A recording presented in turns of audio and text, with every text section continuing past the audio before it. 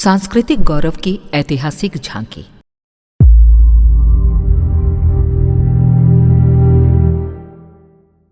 प्राचीन भारत का इतिहास इस देश में जन्मे नर रत्नों का इतिहास है। भारत भूमि ने अन्न, वृक्ष, खनिज जैसी प्रकृति संपदाएं उत्पन्न करके भौतिक संपदाओं के ही भंडार नहीं भरे, वरन देव मानवों का भी प्रचुर मात्रा में उत्पादन किया। घर घर में नर रत्नों की खान थी। किसकी चमक कितनी प्रखर है, इसकी प्रतिस्पर्धा रहती थी।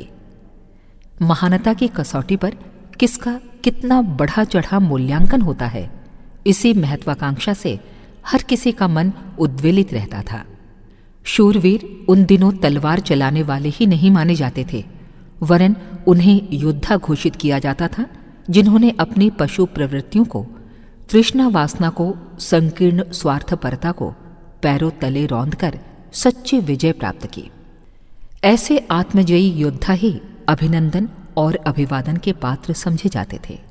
हर वर्ग में, हर क्षेत्र में ऐसे आत्मजयी वीर योद्धा भरे पड़े थे। उनके गौरवशाली अस्तित्व भारत माता की कीर्ति ध्वजा दशों दिशाओं में उड़ाते थे। इस आधार पर सुविकसित भारत की गौरव गरिमा के सामने समस्त विश्व श्रद्धावनत मस्तक झुकाए खड़ा रहता था। उनकी विजय दुंदुभी विश्व के कोने कोने में गूंजती, प्रतिध्वनित होती सुनाई पड़ती थी। प्राचीन इतिहास के जितने पृष्ठ पलटे जाएं, उनमें भारत की इसी विशिष्टता का उल्लेख स्वर्णाक्षरों में लिखा हुआ मिलता चला जाएगा। उन दिनों अभिभावक ये प्रयत्न करते थे कि गर्भावस्था में पहुंचते ही बालक महामानवों की भूमिका में अवतरित हो। इसलिए उसकी शिक्षा उसी दिन से प्रारंभ हो जाती थी जिस दिन की उसने गर्भ में प्रवेश किया। मादलसा ने अपने कुछ बालकों को ब्रह्मज्ञानी बनाया। जब तक वे गर्भ में रहे, उसने अपना चिंतन और अपना चरित्र वैसा ही ढाला जैसे कि उसे संतान चाहिए थी। फलतः वे ब्रह्मवेत्ताओं के संस्कार लेकर जन्मे। एक बालक को उसने अपनी इच्छानुसार राज्य शासन कर सकने के योग्य भी ढाला, और वो भी ठीक उसकी इच्छानुसार जन्मा। कुंती को देव गुणों से सुसज्जित संतान की आवश्यकता थी। उसने देव तत्वों से अपना रोम रोम ओतप्रोत किया और जिस जिस दैवी शक्ति से सुसज्जित बालकों की आकांक्षा थी, ठीक उसी स्तर के उत्पन्न किए। सूर्य गुण संपन्न कर्ण, इंद्रपुत्र अर्जुन, धर्मराज का बेटा युधिष्ठिर, पवन पुत्र भीम, अश्वनी कुमारों से नकुल, सहदेव उत्पन्न माने जाते हैं। ये विद्या उन दिनों घर घर में ज्ञात थी। सभी जानते थे कि अभिभावकों की आकांक्षा, निष्ठा और क्रिया जिस स्तर की होगी, वैसे ही बालक जन्मेंगे।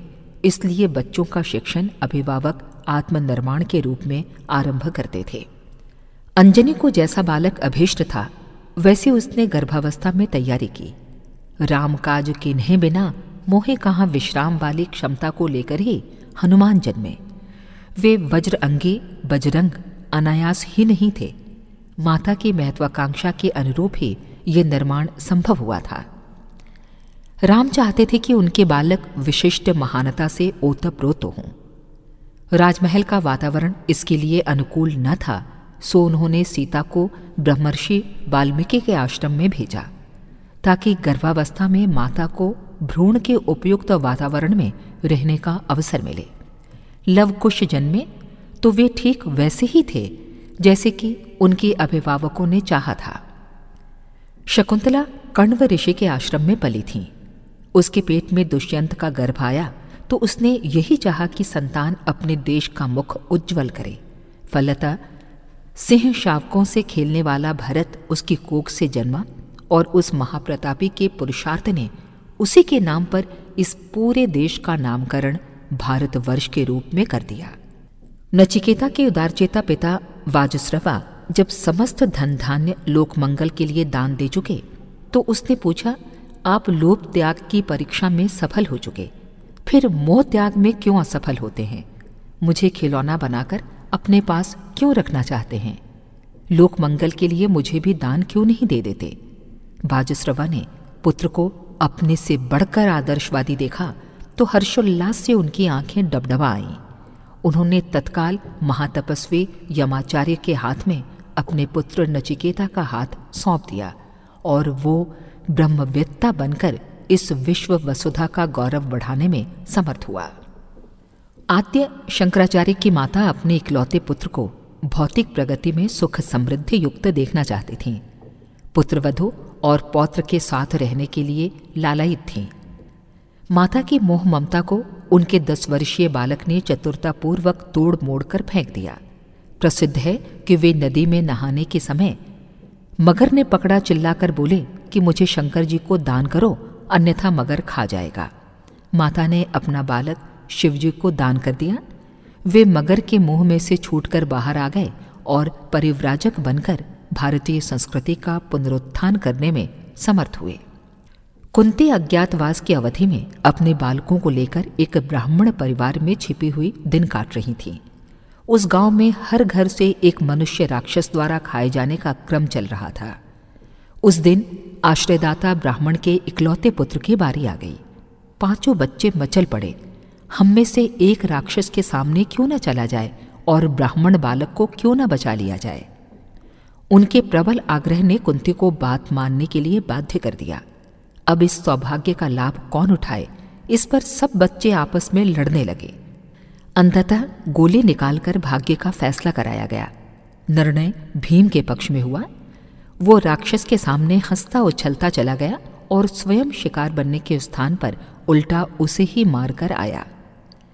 बच्चे उन दिनों जानते थे कि मरना भी यदि उद्देश्य के लिए संभव हो सके तो वो 1000 बार जीने की अपेक्षा कहीं अधिक श्रेयस्कर है। गृहस्थ जीवन में भी जनसाधारण के बीच आदर्शों की घोर प्रतिद्वंद्विता और प्रतिस्पर्धा ठनी रहती थी। कौन किससे आगे निकलता है, ये चुनौती अपने अपने क्षेत्र में हर कोई अपने साथियों को देता रहता था। राम और भरत में दोनों के सामने ऐसा ही धर्म संकट उत्पन्न था। दोनों ही चाहते थे कि त्याग और आदर्श के क्षेत्र में उनकी हेठी ना होने पाए। राज्य हमें नहीं दूसरे को मिले, इस प्रतिद्वंद्विता में कोई हारा नहीं। फैसला ये हुआ कि राम की तरह ही भरत भी 14 वर्ष तक तपस्वी जीवन जिएंगे। राज्य सिंहासन पर राम की खड़ाऊं स्थापित की जाएगी। विश्वामित्र उन दिनों नवयुग का सूत्रपात कर रहे थे। उन्हें साधनों की आवश्यकता थी। उनके शिष्य हरिश्चंद्र ने पूर्ण निस्पृहता का परिचय दिया। अपनी सारी संपदा ऋषि के हवाले कर दी। कमी पड़ी तो अपने को, स्त्री बच्चों को बेचकर प्रस्तुत आवश्यकता की पूर्ति का आदर्श प्रस्तुत किया। सुदामा के गुरुकुल की अभावग्रस्त स्थिति दूर करने के लिए कृष्ण ने अपनी द्वारिका की संपत्ति का अधिकांश भाग ऋषि सुदामा को सौंप दिया था। राजा कर्ण को विपुल वेतन मिलता था। वे अपनी दैनिक आय में से निर्वाह की न्यूनतम राशि लेकर शेष उसी दिन सत प्रयोजनों के लिए दान कर देते थे। मरते समय दांतों में लगा सोना तक दान कर जाने वाले कर्ण की परंपरा उन दिनों सभी सुसंपन्न व्यक्तियों में प्रचलित थी। कभी किसी के पास धन जमा हो भी गया तो विशिष्ट अवसर सामने आते ही उसने भामाशाह की तरह अपनी सारी संपदा प्रताप जैसे प्रयोजनों के लिए सौंपते हुए अपना भार हल्का कर लिया। राजा जनक व्यक्तिगत निर्वाह के लिए कृषि करते थे और स्वयं हल चलाते थे। राजकोष प्रजा की अमानत था और उसी के लिए खर्च होता था। ऐसा ही आचरण अन्य राजा भी करते थे। रानी अहिल्याबाई के राजकोष में से अधिकांश धर्म प्रयोजनों के लिए खर्च होता था। राजनैतिक विकृतियों का निवारण करने के लिए प्रस्तुत अश्वमेध योजनाएं और सामाजिक अव्यवस्थाओं के निराकरण के लिए प्रस्तुत वाजपेयी यज्ञ अभियानों में न केवल राजाओं के राज्य कोष खाली होते थे, वरन संपन्न लोगों की संपन्नता भी झाड़ बुहार कर साफ कर दी जाती थी। अभिभावकों के प्रति संतान के कर्तव्य के उदाहरण ढूंढें तो श्रवण कुमार द्वारा अंधे माँ बाप को कंधे पर कांवर में बिठाकर तीर्थ यात्रा कराना, भीष्म पितामह का अपने पिता की प्रसन्नता के लिए आजीवन अविवाहित रहना, ययाति पुत्र का अपना यौवन वृद्ध पिता को देना, सत्यवान का तपस्वी पिता की सेवा व्यवस्था लकड़हारा बनकर करते रहना उन दिनों की संतान की कर्तव्य परायणता के सामान्य उदाहरण हैं। पतिव्रत धर्म निर्वाह करने वाली सावित्री, दमयंती, सीता, गांधारी सर्वत्र मिलेंगी। स्वयं कष्टमय जीवन स्वीकार करके पतियों को कर्तव्य पथ पर धकेलने वाली वीर नारियां घर घर में मौजूद थीं। उन्हें नीचे नहीं गिराती थीं, वरन ऊंचा उठाती थीं। पुत्रों को गुरुकुल के लिए, पतियों को धर्म युद्ध के लिए भेजते हुए वे मोहग्रस्तता के आंसू नहीं बहाती थीं, वरन गर्व गौरव के साथ आरती उतारते हुए उन्हें विदा करती थीं। हाड़ा की रानी की तरह उन्हें अपना सिर काटकर पति को मोहग्रस्तता से उबारने में आपत्ति नहीं होती थी। पन्नादाई को अपना बच्चा प्यारा तो था, पर सौंपे हुए कर्तव्य से बढ़कर नहीं। उसने स्वामी का बच्चा बचाने के लिए अपने लाडले की आहुति चढ़ाते हुए आघात तो सहा, पर मन हल्का ये सोचकर कर लिया कि उसने नारी की गरिमा की एक उपयुक्त स्थापना करने में गौरवमयी परंपरा सही रूप में निभाई। चित्तौड़ की रानियों ने अपना शरीर नहीं, नारी का साहस जीवित रखना उचित समझा और वे जीवित जलने जैसे कष्ट को सहने के लिए प्रसन्नतापूर्वक तैयार हो गईं। भारत की समुन्नत परिस्थिति और परिष्कृत मनस्थिति का श्रेय यहाँ के ऋषियों को दिया जाता है। ये उचित भी है। उज्ज्वल चरित्र, उत्कृष्ट चिंतन और साहसिक पुरुषार्थ का त्रिविधि समन्वय जिन व्यक्तित्वों में होगा, वे स्वयं तो ऊंचे उठेंगे ही, अपने साथ साथ लोकमानस को और समस्त वातावरण को भी ऊंचा उठाएंगे। ऋषियों की क्रिया प्रक्रिया यही थी। वे सार्वजनिक क्षेत्र के हर पक्ष को देखते और संभालते थे। द्रोणाचार्य, विश्वामित्र, परशुराम जैसे ऋषि धनुर्वेद में पारंगत थे। ये शास्त्र निर्माण और संचालन की शोध एवं शिक्षा के कार्य में संलग्न थे, ताकि असुरता से सफलतापूर्वक जूझा जा सके। चरक, सुश्रुत, बाणभट्ट, अश्वनी कुमार, धन्वंतरी जैसे ऋषि स्वास्थ्य संबंधित और चिकित्सा के रहस्यों को ढूंढने और उन्हें सर्वसाधारण के लिए प्रस्तुत करने में संलग्न थे। नागार्जुन, हारित, सुषेण जैसे ऋषि रसायन विद्या के विकास और विस्तार में जुटे थे। विश्वकर्मा, शतोधन जैसे ऋषियों ने शिल्प एवं वास्तुकला के संबंध में जो खोजा, उससे विश्व सौंदर्य में असाधारण वृद्धि हुई। नारद, उपमन्यु, उद्दालक जैसे ऋषि स्वर शास्त्र के सामगान में पारंगत थे। उन्होंने गायन वादन की कला के मर्मों से जनमानस को आंदोलित किया और उसके रसास्वादन का विधि विधान समझाया। उत्कच, विद्रुद्ध, महानंद जैसे ऋषि कृषि और पशुपालन का विज्ञान विकसित करने में जुटे थे। व्यास परंपरा के ऋषियों ने शास्त्र रचना की मुहिम संभाली। सूत परंपरा के ऋषि प्रवचन करता थे। चाणक्य, याज्ञवल्क्य, कण्व, धौम्य जैसे ऋषियों द्वारा विश्वविद्यालय स्तर के शिक्षा संस्थान चलाए जाते थे। छोटे बड़े गुरुकुल तो प्रायः सभी ऋषि चलाते थे। कपिल, कणाद, गौतम, पातंजलि जैसे दार्शनिकों द्वारा विश्व मानव की बौद्धिक क्षुधा बुझाने के लिए बहुमूल्य प्रतिपादन किए जाते रहे। वशिष्ठ, शुक्राचार्य, विदुर आदि ऋषि राजतंत्र का मार्गदर्शन करने में निरत थे।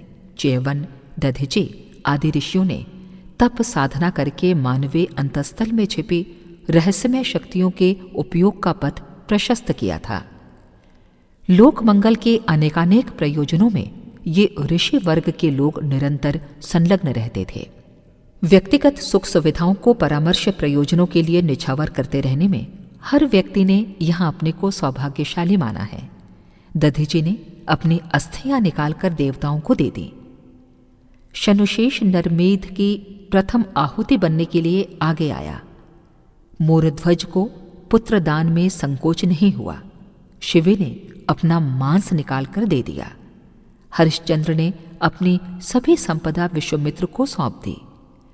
संयम राय ने अपने स्वामी पृथ्वीराज का प्राण बचाने के लिए अपने अंग काट काट कर गिद्धों को दे डाले और उस समय की स्वामी सेवक के बीच बनी रहने वाली वफादारी का उदाहरण प्रस्तुत किया।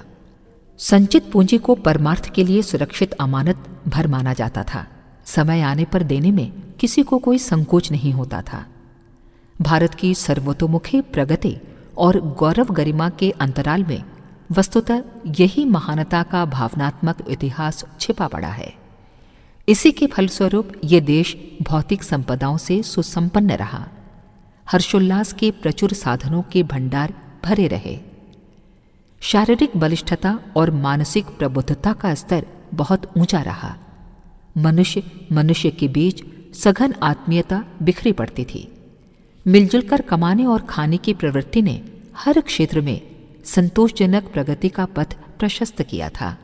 संयमशीलता, सज्जनता, सादगी और शालीनता की विभूतियां हर व्यक्ति को उपलब्ध थीं। गुण कर्म स्वभाव की उत्कृष्टता में एक दूसरे से आगे बढ़ने की प्रतिस्पर्धा में निरत था। उन परिस्थितियों में सर्वत्र सुख शांति का साम्राज्य था। यहाँ के निवासी देवता कहे जाते थे और ये देश स्वर्ग माना जाता था।